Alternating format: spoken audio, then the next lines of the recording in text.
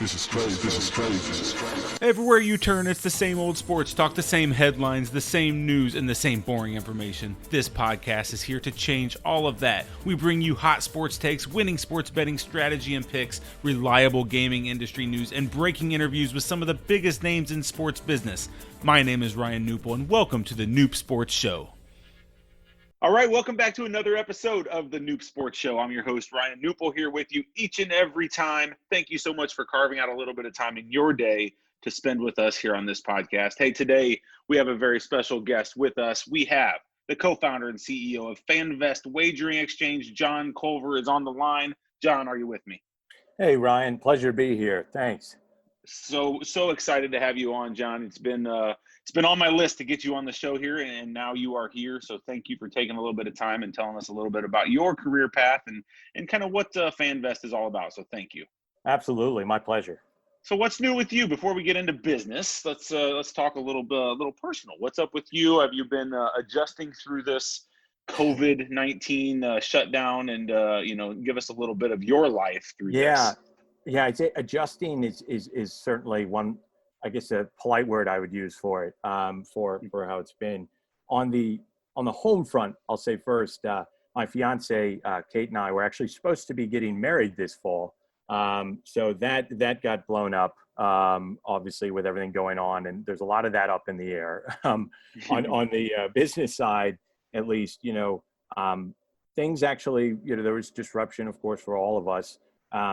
But we've had a kind of decentralized virtual team since we incorporated back in 2018. Sure. So we've actually kind of picked up business as usual. We've actually been growing our team. And frankly, this period of time, this summer and everything, we're going to be working on kind of our products anyway. So we find ourselves to be, quite fortunate to not be as adversely impacted, and really eager to finally come back to the sporting world, hopefully, knock on wood, this fall.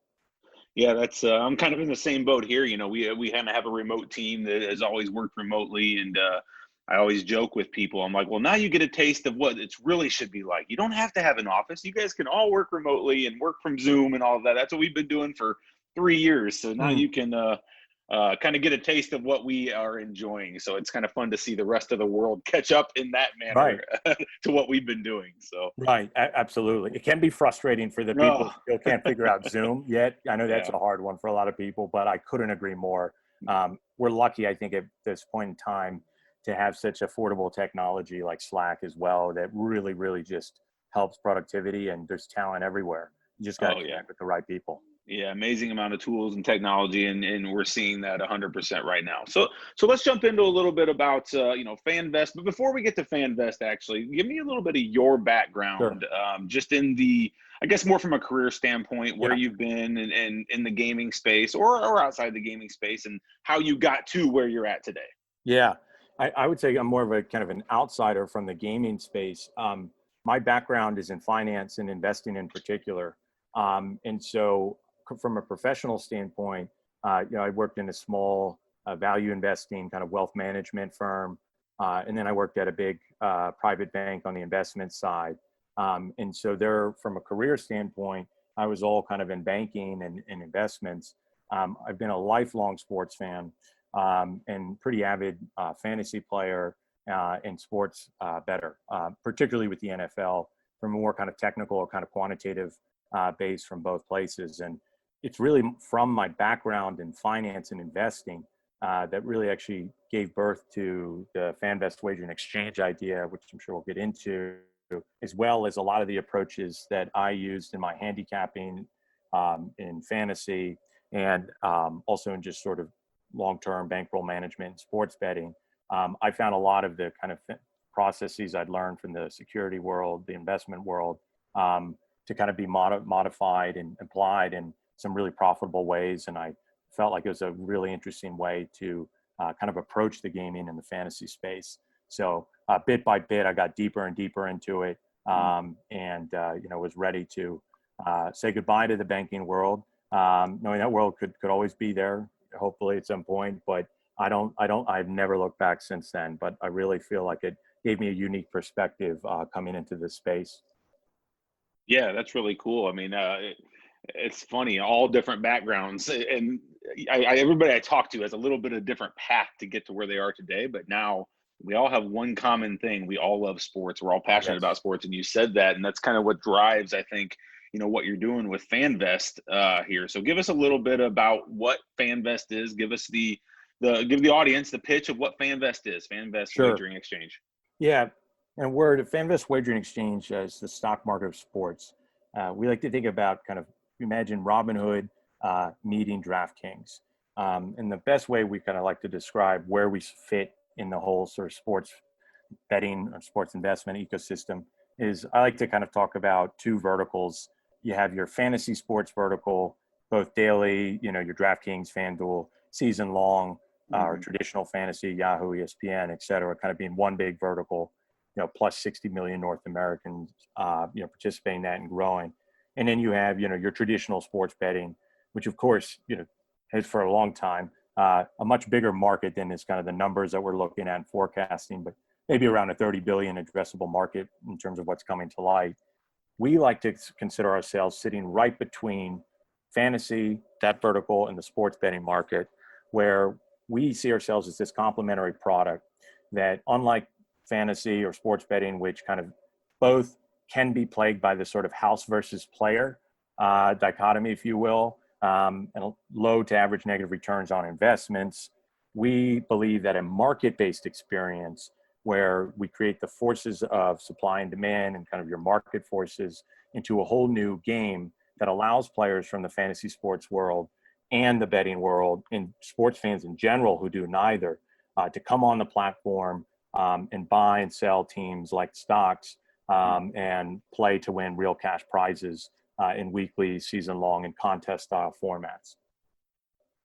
That's very cool. So where did this idea come from? I mean, it's just something that's just, I mean, obviously with your background in finance and numbers and like that, that's probably where it is. But I mean, did you see a gap in the market and think this is something that you should create, or was it modeled after something else to kind of get going? Give me a little bit of background of where the idea came from, I guess. Sure. So it's kind of an evolution. I'd say about 7-8 years ago, when I was in some of my first few years into kind of playing some serious traditional or season long NFL fantasy, I wanted to get an edge against my buddies and other groups I was playing with.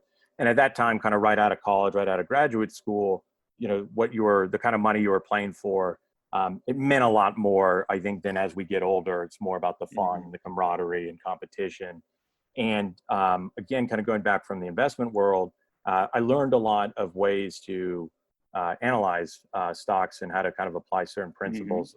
And so I started applying those first into the fantasy sports world and kind of tinkering with them a little bit, fitting them to the games and leagues. And I started finding a lot of outside success. Of course, there's a lot of luck in all these things, but there is certainly strategy to get certain outcomes, to put yourself in the playoffs, to do certain things. And I was pleasantly surprised by that. So I then shifted into the sports betting world, knowing that I, really enjoyed markets and particularly stock markets. And I, again, took the next step where I, in my investment experience, very kind of classic, kind of Warren Buffett style, I'd sit down and I try to understand a company, looking at its financials and sort of some of the qualitative aspects. And then I try to value that company kind of in isolation. And I come up with a price, and then I'd look at the stock market. And if it's, on sale, I would try to buy it.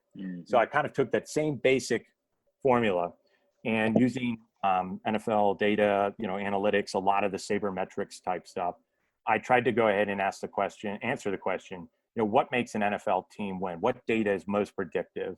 And so I also built kind of models to create my own handicapping system, my own kind of valuation system, and understand how the sports betting market functions and how inefficient it was kind of by design.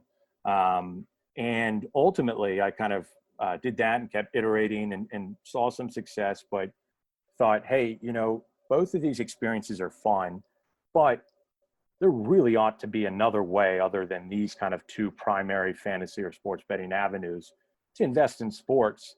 And knowing that there had been other companies that tried to kind of do some, secondary market or market-based products with traditional sports gambling or with traditional fantasy. I thought creating a whole new system at the team level that was intuitive and fun, easy to play, had to be done.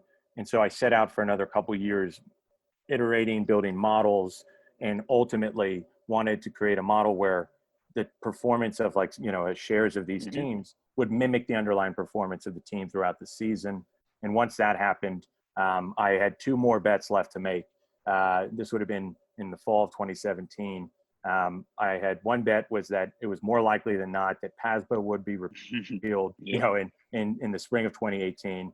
And the other bet was that, I had enough of the right stuff to give this whole thing a shot, and to figure out who I needed to surround myself around, for all the people who knew a lot more about certain things than I did.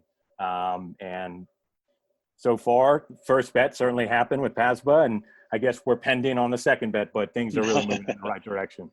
Yeah, that's amazing. I wanted to touch a little bit. I'm glad you brought up PASPA and some of that, because that was one of my first questions that I wanted to bring up to you is, when people think about this space, and this is rightfully so for the last many years here, especially in the United States, sports betting's been illegal. There was some gray area around DFS even being legal and things like that. So I think, people still have this mindset that maybe is this legal, is this not legal? They're kind of in this gray area in their mind. Explain how you had to go through with Fanvest. I guess explain to me how it is legal. I mean, is it money based? Is it free to play? Mm-hmm. So a lot of questions there, but explain to me kind of that process around it. Yeah, absolutely. And so that was something, actually some of the investing kind of securities licenses I had to get, and some of the work, I was in the investments and fiduciary side. So I kind of had a pretty good kind of layman's understanding of, for example, like securities law. Sure. Never ever claimed to be a lawyer or anything close, thankfully, but I knew that there was a lot of red tape around the securities industry.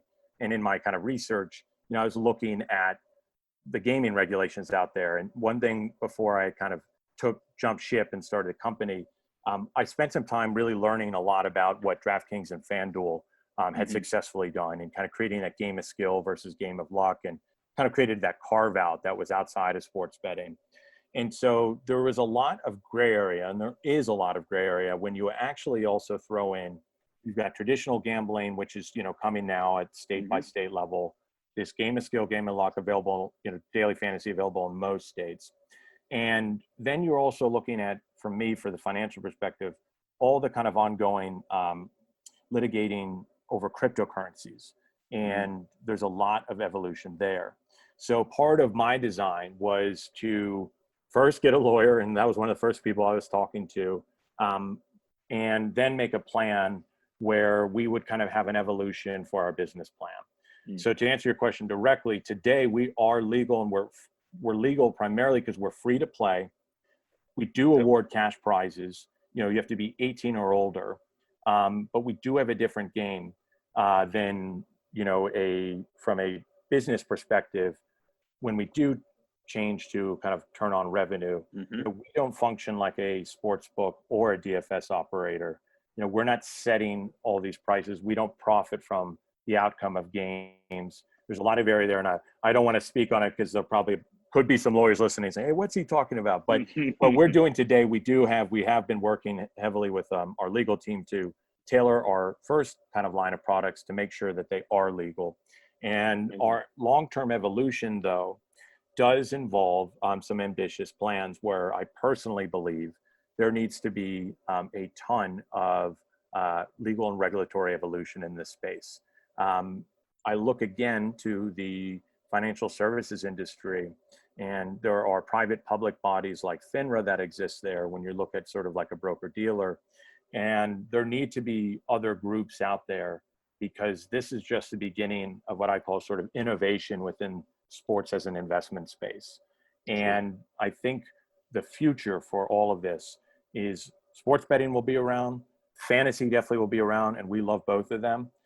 But we also think something moving more towards like a financial productization is an inevitability, something more like in the investment side, a diversity of options for these, where people of all different backgrounds and interest levels will find their opportunity that matches, their interests. Totally makes sense. This is John Culver with Fanvest. Thank you guys so much for listening. Hey, John, I got several more questions for you here. I'm curious, where are you guys at, I guess, in the development of your platform? So, I mean, do you guys have people using this already? Is this an app? Is it just a website? What do you have going on, I guess, with the current version of Fanvest? Sure. So last year in 2019, as part of our kind of, let's call our business and product evolution, we have like a 3-phase business and product evolution, was our phase 1 or our beta phase. And so that consisted of a very, very basic minimum viable product, like a very vanilla March Madness product that we had released in 2019. And then our beta series began with one of our weekly contests for our pro football season, a postseason contest. And then we actually ran a simulated March Madness in 2020 due to the COVID breaking out and everything. And the beta series was available through a mobile-friendly web application. So you could play on desktop, you could play on mobile. It was not available in App Store or on Android for a variety of reasons, but primarily, despite our being legal, I've talked to a bunch of CEOs in the space who just had nightmares with certain admins on the Apple Store, even though they're completely legal or free to play and Android. And we wanted to keep a lot of versatility, especially as we're iterating on our products. So we had released those products primarily to get a ton of feedback from our users. We marketed them in-house, got great kind of marketing results. And then we, took a lot of data. We learned a lot about the products. We took surveys. We personally interacted with our users, got their feedback on all kinds of things. And so we had exit surveys for all of our products. And our goal was kind of over that first year, one, do we have a product market fit? We all love this idea. A lot of people we talk to love this idea. But is it what the market, is there a market there? And that was absolutely validated. Two, in the surveys, we learned so much from our users, both in terms of what they, explicit feedback, and then kind of trying to read between the lines and learn about how to build a better product, improve scoring, clarity, all kinds of things. So our plan was, after this March Madness, was to begin this kind of next phase. We're calling it sort of Fanvest 2.0. So after our simulated March Madness ended, just this past spring in 2020, we all went back to the lab, and I moved my focus. A lot of my focus had been outside, trying to help with fundraising, marketing, a lot of other efforts on design. We all kind of put an extreme focus and spent just hours going over all of the surveys, kind of crunching everything, discussing, arguing about everything. And we also had this great new addition to the team, this director of analytics joined, who's also an engineer, Kellen Bloomberg. And together we were able to kind of totally revamp the best kind of version, the vision of this product based on all of our kind of users, based on all of our ideas. So we have been fiercely kind of designing the whole new product experience. This time we're going to be, as we get ready for this NFL season this fall, knock on wood, we're going to be releasing our weekly product and our season long, which will be a separate product, in a whole new kind of sleek, simplified, intuitive, and really fun experience. And this time we're also going to be releasing our self-contained dynamic market. So we're talking about, on our weekly product, you come on just as if you're on checking out Yahoo Finance or Robinhood or an investment app, and prices will be flickering, and there will be a lot of price movement. There'll be a real genuine trading experience, which has always been part of our plan, and free to play again. And there will be real cash prizes, but we've got some very ambitious goals, but we have been working around the clock, and I'm so proud of this team. And we are all, one thing I finally had, we're all unpaid. All of us have put all of our resources in, and we're all in it for equity.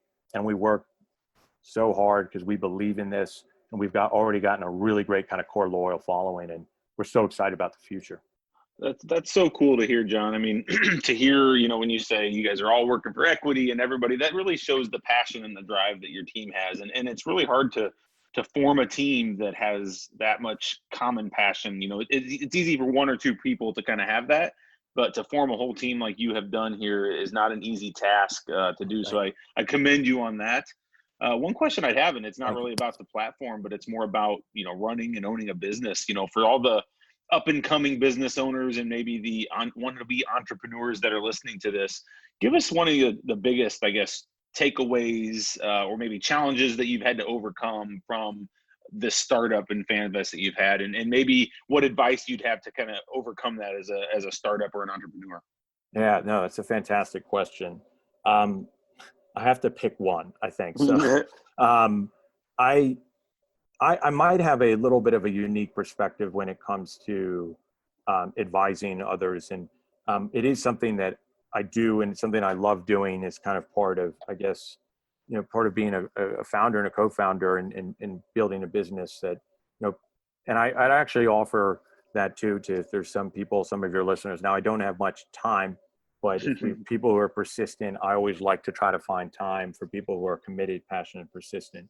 But I believe everybody's situation is incredibly unique. Everybody starts with different variables, different connections, just different legs up, mentors, no mentors, whatever it may be. My main number one question is, are you obsessively committed to this? Are you ready to make it? Are you willing to do almost anything to make this succeed? And I say that because the amount of work, strife, challenges, ups and downs, and dead ends that seem almost, you know, immovable obstacles. If you don't have that, I would have quit. Would have quit within the first few months. Sure. There's so many off ramps. So I think that is kind of, I think, the question. I know in my experience, if this can kind of help, I had this visceral kind of burn in my gut. I had a comfortable job. You know, I was, let's see, it was 27 at the time. I'm 31 now. And I had this comfortable job, but all of my free time, I was obsessed with building this kind of marketplace. I was obsessed with tinkering every single day I get back from work and throughout the weekends. Can I build this? Can I build this? And I try to live my life with the idea that by the end of it, I want to minimize the amount of regrets I've got. And I knew that I'm comfortable with failure. I don't want to fail, but I'm comfortable with failure, but I'm not comfortable with what if. And I decided that, you know, that burn, I was either going to pay attention to it at that time when I ended up quitting, you know, my job in private banking. These opportunities don't just happen. You need to go out and seize them. And one other thing I'd add, and I'm sorry for going on a little long here. That was great. Keep going. But I am not a Silicon Valley guy. I had some friends who went to Stanford who, you know, helped explain, you know, what a full stack developer was for me at the time. And, you know, I quickly learned that you know, we're a technology company first. But I didn't know any, you know, engineers who were going to be in a position to work. So don't let any of that, you know, nonsense or BS that people say, well, you don't need this, you know, just keep pushing, keep fighting. And if you have a dream and you have an open mind and you just keep fighting towards that dream and you are relentless in your pursuit of finding the people who can help and make that happen, then you are going to find yourself, I think, in my opinion, ups and downs, success and failure, quite satisfied deep down when you take a moment to stop. And I'm always learning, still have so much to learn, but I've never, not even on my worst day, thought, why did I quit my job? And that's something I'm grateful for, and the team that I've been able to assimilate, and they're like a second family to me now, and I do anything for them. And that is just such an incredible thing. So don't mean to go too in depth on that, but that's kind of like, I think it's that's my only litmus test. If somebody's talking to me, hey, I'm thinking about doing this or doing this side part-time, you know, you can sell t-shirts part-time, you could sell t-shirts full-time. But there's certain things that require, in many ways, just immense sacrifice that you need to be more than willing to make. Super advice there, John. I think that was, I don't have anything to add. That hit everything. That's the exact same way I feel as well about business. And I'm so glad that you expanded on that and went further and deeper into your thought process. Hopefully that helps one of you listeners out there that's maybe on the fence about doing a project or doing something. Really take that to heart and think about what John said, because very, very much truth into a lot of the things that he just brought up there. So John, so tell me, what's is there any challenges you're currently having, or anything that you'd like to just tell the listeners or ask of the listeners? I mean, maybe you're trying to, maybe there's somebody listening here that wanted to connect with you, or that maybe wanted to be a part of Fanvest, or just wants to chat about what you're doing. Sure. I Yeah. guess give me a little bit about what you want from the listeners here. Totally. Now, I in an ideal world, I would love to be able to just chat with folks, about the company, get their ideas and stuff. The reality is, and I used to think that this was kind of hogwash before. My time, like everybody, becomes such a precious commodity, and it's not because I'm so special and all this stuff, but it's because there's so many things I'm involved in with the business, with meetings, and with design and production. So I think one of the things we are looking to do, we're going to change up some of our marketing this summer, and we've already spoken to a few people who've reached out to us. That's another piece of advice. If you really want to be a part of something, reach out, find out how to get in contact with somebody. And if somebody doesn't respond, it's not because they just don't care. Be politely persistent. And sometimes maybe they're too busy or whatever it may be. But we've had some folks that we get some time to kind of weed through. We're gonna have some people writing some articles for us about daily fantasy, sports betting. We have a sports blog, and we're going to create a new one for the company. But we want to do a lot of user education about how the research and the knowledge that you get as a result of daily fantasy, or sports betting, or traditional fantasy, or just being a sports fan or an NFL fan, how you can apply that easily onto our platform. And all of our guys, we all play fantasy. We like sports betting, and we're really excited about kind of trying to educate and provide both, insight and stuff. So people who are interested in that, we'd love to help kind of organically promote that, tweeting and everything. We're at Fanvest WX is one area we're trying to grow. But today, if you're interested in learning more about us, we are free to play, and you can sign up and get free early access at Fanvest Wagering Exchange.com. I know that's a mouthful. It's going to be shorter, but Fanvest Wagering Exchange.com. And you can also start referring friends to join, and you can earn fan bucks after you've joined a contest. And it's one thing I'd add there is our whole platform runs on fan bucks, which is like our monopoly money. Mm-hmm. So, everyone, based on weekly or season long, you get a balance, and, you're buying and investing in teams. And so whether you're in, one of these season long lock pools or pick 'em pools, it's a great way, a complementary product that we wanted to build for ourselves. We're still going to be in all those pools, handicapping, fantasy. It's just such a fun way that we can monetize our knowledge. So for one, if this is something that's interesting, do you think you'd be interested in? We'd love to hear from you. We'd love for you to sign up and join. We're probably going to be doing a limited beta test in late August. We already have a bunch of people signed up for that. So that's one great way to help us get in touch, and we'd love to get your feedback. Awesome. Well, we'll put all those links in the show notes of this, so nobody has to try to remember all of those or anything. We'll put all that information on how to get a hold of you and all of that in there. And so, John, I truly appreciate all of the time you've given us. Like you said, time is very precious these days. So I truly respect you for coming on the show, and definitely enjoyed having you. I think you brought some great value to the listeners today. So thank you again for being here, for sure. Well, thank you so much, Ryan. I really, really genuinely enjoyed it. And I look forward to hopefully connecting again soon. And thanks so much for having me on. Absolutely. Let's hope that we get some sports so we can actually trade the teams and watch the team tickers move up and down after sports actually start again here. Let's cross our fingers. That's where I'm going in. We've also have already built a simulation engine just in case. But let's get the real thing. That's what we all want. But we always like to have another plan. But I can't wait to be watching football again. Oh, So, I know. It's we're long due here for some football, basketball, baseball, all of the above. oh God, yes. I mean, I'm I'm single-minded here, but I like, gosh, all of it. I mean, I'm a Nationals fan. I mean, so I want to be out at the ballpark myself, you know.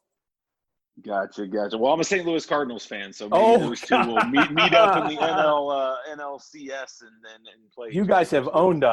owned us We though. had some pretty good battles there in the day. With Oh, you guys had some pretty good pitching, but we just had a pretty balanced team as well. So no, I mean, those were some good battles. great battle, such a well-run organization too, you know, Yeah, model franchise. for sure. All right, John. Well, I won't keep you any longer. I definitely appreciate it. And if you ever need anything from me or anybody on the show, don't hesitate to reach out. This was John Culver, co-founder, CEO of Fanvest Wagering Exchange. John, appreciate you being here. Thanks again. Thanks a million, Ryan. Take care. All right. Thanks, everybody, for tuning in. Until next time, everybody stay safe, and we'll talk to you soon. Bye-bye. Thanks for listening to this episode of the Noob Sports Show. If you enjoyed this podcast, please consider subscribing to our iTunes channel today. Plus, visit us at noobsports.com for more picks, previews, strategy, and news. That's KNUPsports.com.